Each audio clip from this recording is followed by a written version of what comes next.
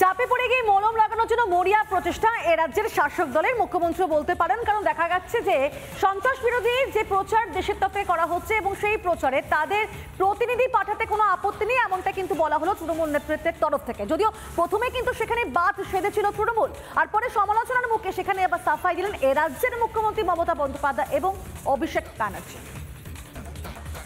পাকিস্তানকে চটাবে না তাই পাঠাই, পাকিস্তানকে চটাবে না ভোট ব্যাংকের জন্য তাই পাঠাইনি।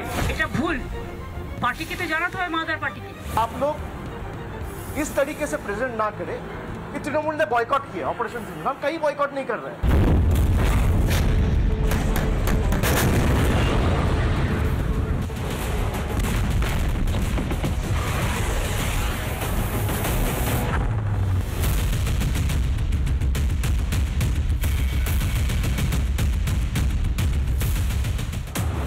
ইতিমধ্যেই ভারতের পরাক্রম দেখেছে বিশ্ব। বীর জওয়ানরা কিভাবে পাকিস্তানের ঘরে ঢুকে জঙ্গি ঘাঁটি গুড়িয়ে দিয়েছেন তাও অজানা নাই কারোর। এবার সন্ত্রাসের মদতদাতা পাকিস্তানের মুখোশ খোলার পালা বিশ্বের দরবারে। গোটা দুনিয়াকে ভারত জানাতে চায় ইসলামাবাদের কাপুরুষতা। সেই লক্ষ্যে দেশে দেশে প্রতিনিধি দল পাঠাচ্ছে কেন্দ্র। তাতেই বাদসাধল কিনা তৃণমূল।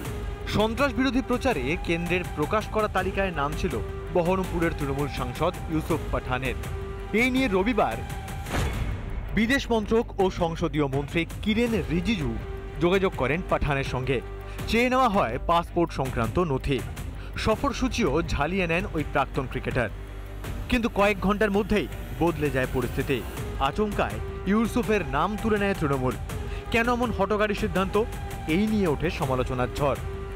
উনি তো কমপ্লিটলি সাম্প্রদায়িক কার্ড খেলে জিতেছেন বহরমপুর। উনি তো ওখানে ডেভেলপমেন্টের কথা বলে জেতেননি, সাম্প্রদায়িক কার্ড খেলে জিতেছেন। এবং ওদের ঘরের ছেলে অজিত চৌধুরীকে মুসলমানরা ভোট দেয়নি, যেহেতু ওর নামটা অজিত চৌধুরী।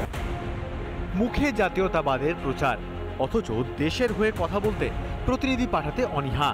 তৃণমূলের এই দ্বিচারিতা সামনে আসতেই চাপে পড়ে যায় মমতার দল। শেষমেশ মুখ বাঁচাতে ময়দানে নামলেন দলের সুপ্রিমো ও সেকেন্ড ইন কমান্ড। ঢোক গিললেন দুজনেই। আমাদের জানালে আমরা নিশ্চয়ই নাম দেবো, কেন দেবো না?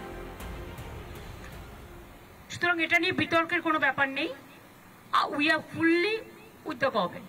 तृणमूल से कौन जाएगा, the centre of the union government can not decide unilaterally. BJP के लोग कैसे तय करेंगे कि तृणमूल से कौन जाएगा? পাকিস্তানকে চটাবে না ভোট ব্যাংকের জন্য তাই পাঠাইনি। ঢোক গিলে অন্য সুর বলেছে যে কেন্দ্র সরকার জানালে আবার পাঠাবে।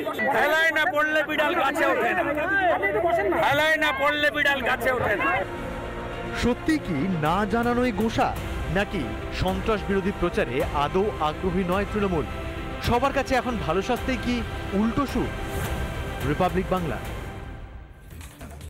নানা ধরনের কন্টেন্ট দেখার জন্য লাইক করুন, শেয়ার করুন আমাদের ফেসবুক পেজ, সাবস্ক্রাইব করুন আমাদের ইউটিউব চ্যানেল। পাশাপাশি অন্যান্য ব্রেকিং নিউজের জন্য অবশ্যই চোখ রাখুন রিপাবলিক বাংলায়।